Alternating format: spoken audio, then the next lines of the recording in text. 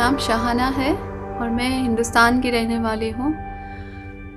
मैं एक सुन्नी मुस्लिम परिवार से हूँ, जिसमें हमारे माँ बाप को हम लोग 5 बच्चे और मेरे माँ बाप कुल मिला के हमारे परिवार में 7 लोग हैं।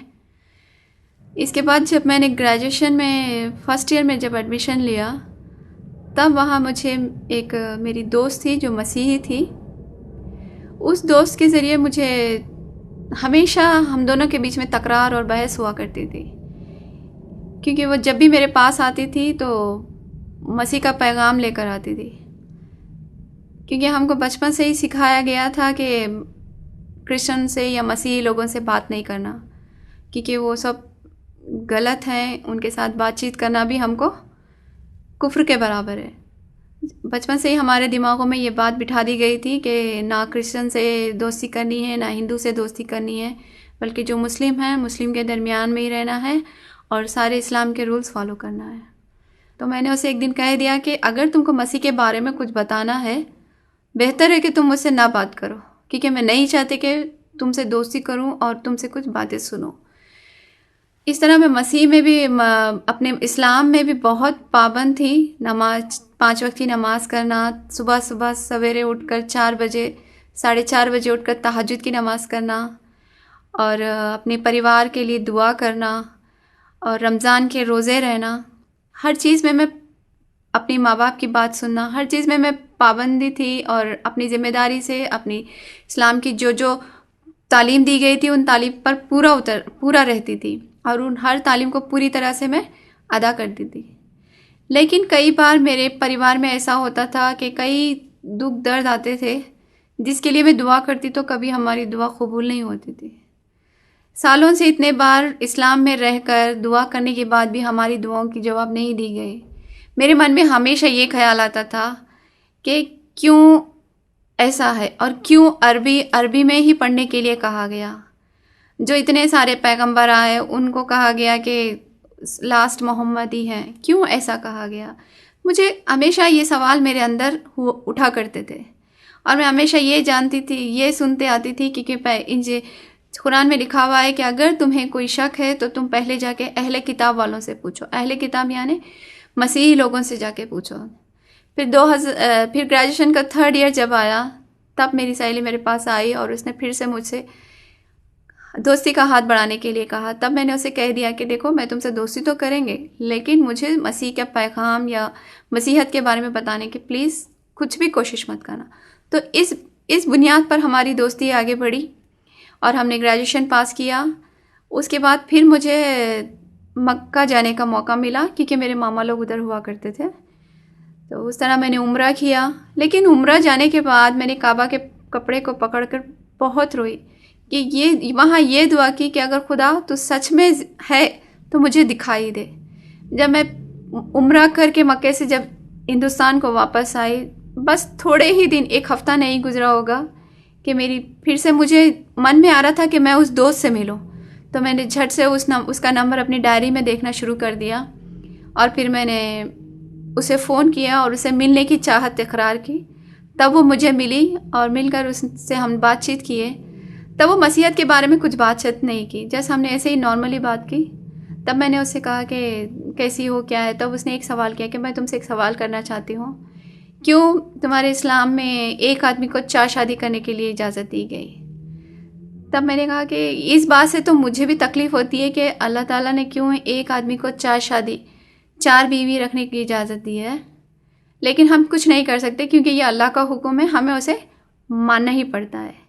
इस तरह जब हमारी इस बात पर बहस आगे चलती गई, तब उसने एक बात मुझसे कही कि मैं तुम्हें बताऊंगी कि अगर हमारे बाइबल में, हमारी किताब मुक़द्दस में, ये खुदा ने सिर्फ एक आदम को एक हवा दी है। तो मैं ये बात सुनकर मुझे बहुत ही हैरानी हुई। मैंने कहा कि ऐसे कैसे हो सकता है, तुम्हारी किताब मुक़द्दस तो बदल दी गई है और वो अभी सही हालत में नहीं है। तो वो हंसने लगी, बोली कि देखो, तुम्हारी बरादरी से, तुम्हारी जमात से एक आदमी जो है जुनूबी हिस्से में के हैं, वो मसीहत में आए हैं और मसीहत को कबूल किए हैं। तो मैंने कहा कि ठीक है, मैं उनसे मिलने की चाहत इकरार की। सो इस तरह 1 हफ़्ते के बाद उनसे मुलाकात करने का इंतज़ाम किया गया। मैं वहाँ गई और उनसे मिली। जब मैंने गई तो मुझे उनके ऊपर बहुत गुस्सा था। मैंने उन पर गुस्से का इजहार किया और कहा कि आप कैसे अच्छे इस्लाम को छोड़कर आप इस मसीहत में आ सकते हैं। तब वो बहुत हंसे और फिर उन्होंने कहा कि देखो शाहाना, हम इस बात पर गुफ्तगू करेंगे, बातचीत करेंगे। तब मैं फिर दूसरे दिन उनसे गई और मिली। तब उन्होंने मुझे जेनेसिस से, पैदाइश की जो पहली किताब है, किताब मुक़द्दस में, वहाँ से पढ़ाना शुरू किया कि खुदा ने कैसे आदम और हव्वा को बनाया, कैसे उन्होंने दुनिया बनाई, 7 दिन में कैसे दुनिया को मुकम्मल किया। इस तरह मुझे उनके पास 6 महीने लगा इस तालीम को हासिल करने के लिए। लेकिन घर में जब मेरा ग्रेजुएशन मुकम्मल हो चुका था, मेरे माँ बाप मेरी शादी करने के लिए देख रहे थे मुस्लिम में। मेरा घर से भी निकलना मुश्किल था, तो मैं अपने माँ बाप को झूठ बोलकर उनसे कहा कि मैं पार्लर कोर्स करना चाहते हैं, और हम रोज़ पार्लर जाते हैं कहकर मम्मी से जाते थे और आते थे हम यहाँ पे मसीही तालीम सीखने के लिए। 6 महीने गुजरने के बाद जब वो भी बहुत मसरूफ़ हो गए, तब उन्होंने कहा कि एक इंस्टीट्यूट है जो इसकी तालीम देता है, वहाँ तुम जाकर अच्छे से इसकी तालीम हासिल कर सकती हो। इसी तरह जब हम वहाँ गए, वहाँ तालीम हासिल की, तो मैंने देखा कि 6 महीने तक वहाँ पे मुझे कोई प्रॉब्लम नहीं हुआ। लेकिन जब इंस्टीट्यूट जाना शुरू किए, वहाँ जब जो किताबें हम मांगती थी, वहाँ फ़ातिमा बोलकर एक रहती थी। 2 लाइब्रेरियन हुआ करते थे, फ़ातिमा और वाजिद, और दोनों की शिफ्ट जॉब होती थी। जब भी हम जो भी मांगते हैं, फ़ातिमा दिया करती थी वो बुक्स, लेकिन वाजिद जो है आफ्टरनून में जब जाते तो वाजिद हमको बुक्स नहीं दिया करता था। एक दिन वाजिद ने ऐसा किया कि मेरी मुलाकात किसी मौलाना के साथ ऊपर में फ़िक्स कर दिया और मुझे कहा कि देखो आपको ऊपर मौलाना बुला रहे हैं और आप आइए। मुझे तो मालूम भी नहीं था, लेकिन फिर हम वाजिद के साथ गए। तकरीबन वहाँ पूरे 8 मौलाना बैठे थे। सडनली दरवाज़ा बंद कर दिया गया और उन मौलाना ने पूछा कि सुनने में आया है कि आप यहाँ पर आके मसीही तालीम के बारे में सीख रही हैं, तो इससे बेहतर होगा कि आप मसीही तालीम के बारे में जानने के बजाय आप कुरान की तालीम सीखें। पता नहीं उस टाइम खुदा ने मेरी कैसी मदद की, खुदा ने मुझे कैसी हिम्मत दी, खुदा ने उन लोगों से मुझे इस तरह बचाया जैसे मस्के में से बाल को बचाया जाता है।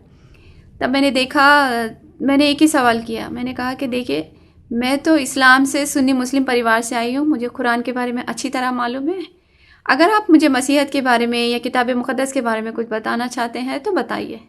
उन्होंने साफ इनकार कर दिया और मैं ये बात कहकर इतनी हिम्मत से वहाँ से उस कमरे से निकल पड़ी। तो वहाँ जाकर भी मेरा सीखना बहुत मुश्किलें खड़ी हो गई थी, जिसकी वजह से मैं जा नहीं सकती थी। उसके लिए फिर मुझे घर में रहूँगी तो मेरे मम्मी पापा मेरे लिए प्रपोज़ल देख रहे थे, तो इससे बेहतर था कि मैं कुछ जॉब में शामिल हो जाऊँ। इस तरह मैं एक जॉब में लग गई जो किताब मुक़द्दस के तर्जुमा करना पड़ता था। होते होते ऐसा हो गया कि मेरी मम्मी ने मेरे बैग में एक दिन किताब मुक़द्दस देखा तो कही कि क्या है ये किताब जो तुम हमारे घर लेकर आ रही हो। मैंने मम्मी से कहा, मम्मी नहीं, जस्ट ऐसे ही मैं पढ़ने के लिए लाई हूँ ताकि देखेंगे इस किताब मुक़द्दस में लिखा हुआ क्या है। फिर इसी तरह मम्मी ने और एक बात किताब मुक़द्दस मेरे तकिए के नीचे देखी। उन्होंने उठा के घर से बाहर फेंक दी और कहा कि इस किताब को मैं दोबारा घर में तुम्हें देखना नहीं चाहूँगी और ना ये किताब घर में आना। इसी तरह होते होते, क्योंकि मुझे किताब मुक़द्दस घर में खोल कर पढ़ने के लिए भी बहुत मुश्किल होता था। जब मेरे मम्मी पापा सो जाते थे रात में, तो रात के 2 बजे उठकर ऊपर ब्लैंकेट्स डाल के मोबाइल की टॉर्च में मैं बाइबल पढ़ा करती थी, क्योंकि बाइबल पढ़ना भी मेरे लिए बहुत मुश्किल था। लेकिन एक दिन ऐसा आया जहाँ मेरे माँ बाप ने मुझे पाया कि मैं पूरी तरह इस्लाम को छोड़कर मसीहत की तरफ जा रही हूँ। जब तीसरी बार मम्मी ने मेरी किताब मुक़द्दस मेरे बैग में देखी तो उनको पक्का पता चल गया कि नहीं, ये लड़की कहीं गलत राह पर जा रही है।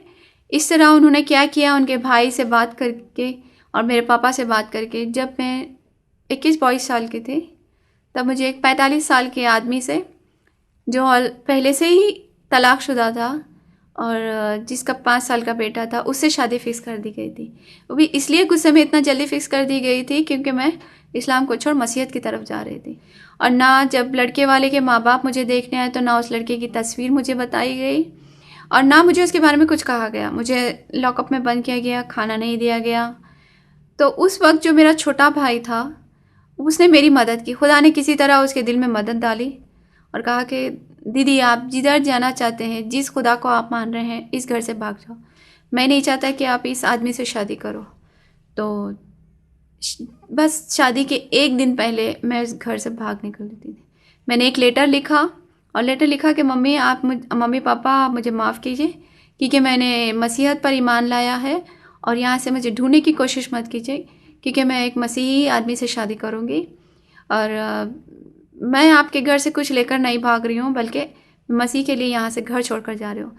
और वहाँ से निकल पड़ी। अपना एक जोड़ा जो मैंने पहना था वही बुर्का और चप्पल, अपना पर्स खाली लिए, 10 रुपये लिए और वहाँ से निकल पड़े। सुबह 5:30 बजे सीधे निकले गए अपने जिन्होंने तालीम दी थी मसीहत की उनके पास गए और उनके पास जाकर ये सारी कहानी सुनाई। तभी उनके वाइफ की पहचान में जो उनकी वाइफ की मम्मी जो थी उनकी पहचान में एक लड़का था जो वो लोग हिंदू कन्वर्ट है, वो हिंदू परिवार से आए हैं जो मसीह पर ईमान लेकर आए थे। उन्होंने क्या किया, एक दिन ऐसी ही बात छेड़ी कि देखो उस लड़के से बात करके देखते हैं, अगर वो लड़का राज़ी होता है तब फिर बात आगे बढ़ाएंगे। इस तरह मेरी शादी बहुत जल्दबाजी में हो गई। मुझे पता भी नहीं चला कि मैंने किसको क्या देखना है, क्या लड़का कितना पढ़ा लिखा है, कितना दौलतमंद है, कितना कमाता है, इसकी क्वालिफ़िकेशन कितनी है, मैंने ये सब कुछ नहीं देखा। बस जैसे जैसे सामने रास्ता दिख रहा था मैं उस रास्ते को अपनाई। हमारी शादी हुई, उसके बाद हम वहाँ से नॉर्थ साइड निकल पड़े क्योंकि मुझे फिर हिंदुस्तान में रहना, क्योंकि मेरे पापा कह चुके थे कि तुम हमारे परिवार के लिए मर चुकी हो, फिर तुम अपना चेहरा हमें नहीं दिखाना, तुम हमारी औलाद में नहीं हो और ना तुम्हें कोई जायदाद दी जाएगी। इस तरह घर से निकले 11 साल तक मेरे मम्मी पापा के साथ मेरा कोई कांटेक्ट या कोई रिलेशनशिप या कोई रिश्ता नहीं रहा। बल्कि फिर जस्ट 1-1.5 साल पहले ही ऐसा हुआ कि खुदा ने मेरे मम्मी पापा से मुलाकात कराई। एक मेरी ज़िंदगी में हर चीज़ एक ऐसा खुदा का अजूबा और हुआ जो मैं बता नहीं सकती।